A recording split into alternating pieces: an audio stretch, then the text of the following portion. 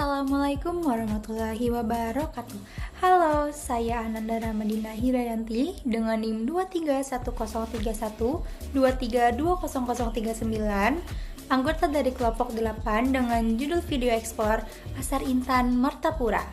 Video ini dibuat untuk memenuhi ujian akhir semester dari mata kuliah Bisnis Internasional dan dengan dosen pengampu Ibu Ana Nurfaida SEMSI. Selamat menyaksikan. Soal pertama, jelaskan konsep CSR dan bagaimana pengaruhnya terhadap bisnis internasional. Corporate Social Responsibility atau CSR dalam bisnis internasional dapat dipahami sebagai komitmen perusahaan, khususnya perusahaan multinasional atau yang beroperasi lintas negara untuk menjalankan kegiatan bisnis secara etis, berkelanjutan, dan bertanggung jawab. Dalam praktiknya, CSR berarti perusahaan tidak hanya mengejar keuntungan, tetapi juga memperhatikan dampak ekonomi, sosial, dan lingkungan dari setiap aktivitas bisnis yang dijalankan. CSR menjadi sangat penting dalam bisnis internasional karena setiap negara memiliki regulasi, budaya, dan juga standar sosial yang berbeda. Pengaruh CSR terhadap bisnis internasional dapat dilihat dari beberapa sisi. CSR mampu meningkatkan legitimasi dan penerimaan perusahaan di negara tujuan. Perusahaan asing yang aktif menjalankan program CSR biasanya lebih mudah diterima oleh masyarakat dan pemerintah lokal karena dianggap memberikan manfaat yang nyata. CSR mampu membantu perusahaan memenuhi standar dan regulasi internasional, terutama yang berkaitan dengan lingkungan, hak asasi manusia, dan ketenagakerjaan. CSR juga berperan dalam membangun citra dan reputasi global perusahaan. Citra yang baik akan meningkatkan kepercayaan konsumen, investor, dan mitra bisnis internasional. CSR juga mampu mengurangi risiko internasional seperti konflik sosial, pelanggaran hukum, hingga penolakan dari masyarakat lokal. CSR dapat meningkatkan daya saing global karena konsumen internasional semakin peduli pada produk dari perusahaan yang bertanggung jawab secara sosial. Jadi, kesimpulannya adalah dalam bisnis internasional, CSR itu bukan hanya kewajiban moral, tetapi juga strategi yang sangat penting untuk menjaga keberlanjutannya dan keunggulan kompetitif perusahaan di tingkat global. Soal kedua, apa saja strategi yang dapat digunakan oleh perusahaan Indonesia untuk meningkatkan penetrasi pasar di negara-negara ASEAN? Berikan contoh konkret dari perusahaan Indonesia yang telah berhasil meningkatkan penetrasi pasar di negara-negara ASEAN.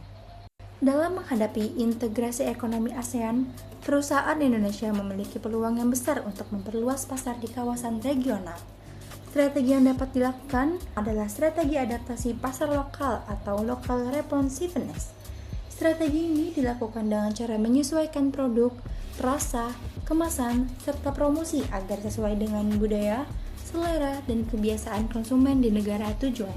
Perusahaan Indonesia juga dapat memanfaatkan integrasi ekonomi ASEAN melalui AFTA dan masyarakat ekonomi ASEAN yang memberikan kemudahan perdagangan serta penurunan tarif ekspor. Harga kompetitif regional juga menjadi faktor yang penting, yaitu dengan menyesuaikan harga produk terhadap daya beli masyarakat di masing-masing negara. Perusahaan juga dapat membangun kerjasama strategis lintas negara seperti joint venture atau aliansi dengan mitra lokal untuk mempercepat penetrasi pasar. Penguatan distribusi regional juga diperlukan agar produk dapat menjangkau pasar ASEAN secara lebih luas dan merata. Di era digital, pemanfaatan teknologi dan e-commerce regional menjadi strategi yang sangat efektif. Platform digital memungkinkan perusahaan menjangkau konsumen lintas negara dengan biaya yang lebih efisien dan jangkauan yang lebih luas.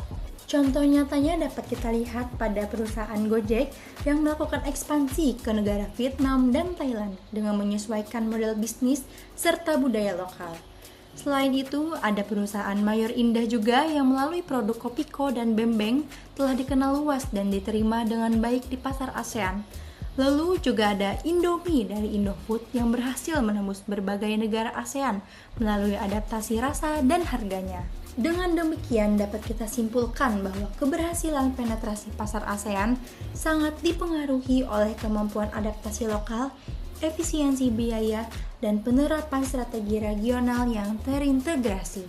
Soal ketiga, PT DUF adalah sebuah perusahaan yang berbasis di Jakarta, Indonesia, yang ingin meningkatkan kemampuan manajemennya untuk berkompetisi di pasar internasional. Namun, perusahaan ini tidak memiliki pengetahuan yang cukup tentang strategi pengembangan manajemen yang efektif.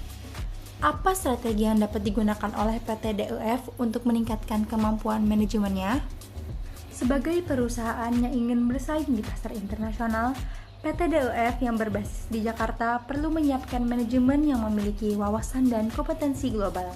Salah satu langkah awal yang dapat dilakukan adalah melalui pelatihan manajemen internasional, negosiasi lintas budaya, serta pengembangan kepemimpinan global. Selain itu, PT DUF dapat melakukan benchmarking dengan perusahaan multinasional untuk mempelajari praktik manajemen global yang telah terbuktinya berhasil. Kemampuan lintas budaya atau cross-cultural management juga perlu ditingkatkan agar manajemen mampu memahami perbedaan budaya, hukum, dan etika bisnis internasional yang berlaku di berbagai negara. Perusahaan juga dapat merekrut atau bekerja sama dengan tenaga ahli internasional untuk menghadirkan sudut pandang global dalam pengambilan keputusan. Pemanfaatan teknologi manajemen global seperti sistem ERP, komunikasi internasional, dan manajemen kinerja global akan membantu meningkatkan efisiensi dan koordinasi lintas negara. Penugasan internasional bagi manajer juga penting agar mereka memperoleh pengalaman langsung di lingkungan bisnis global. Kesimpulannya, manajemen yang kompeten secara global akan menjadi kunci utama bagi PT DUF dalam menghadapi persaingan bisnis internasional yang semakin kuat. Soal keempat, PT DUF adalah sebuah perusahaan yang berbasis di Banjarmasin, Kalimantan Selatan, yang ingin meningkatkan kemampuan manajemennya untuk berkompetisi di pasar internasional.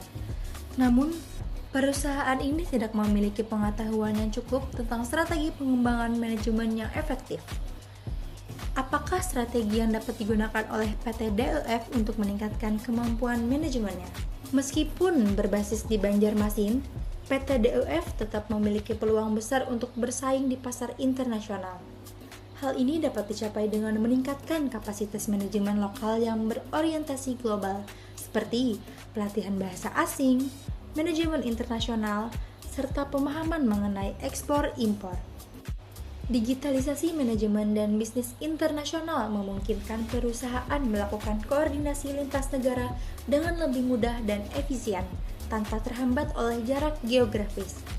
Selain itu, PT DUF dapat fokus pada keunggulan komparatif daerah, yaitu mengembangkan produk berbasis sumber daya Kalimantan Selatan yang memiliki nilai tambah dan potensi untuk diekspor ke pasar internasional. Kerjasama dengan lembaga pemerintah dan institusi perdagangan internasional juga menjadi strategi yang penting untuk mendukung kegiatan ekspor dan promosi produk ke luar negeri. Penguatan jaringan bisnis global melalui keikutsertaan dalam pameran dagang internasional dan forum bisnis ASEAN akan juga membuka peluang kerjasama dan pasar baru. Dengan demikian, dalam bisnis internasional, lokasi geografis bukanlah penghalang utama selama perusahaan tersebut mampu mengembangkan manajemen global dan memanfaatkan jaringan internasionalnya secara optimal.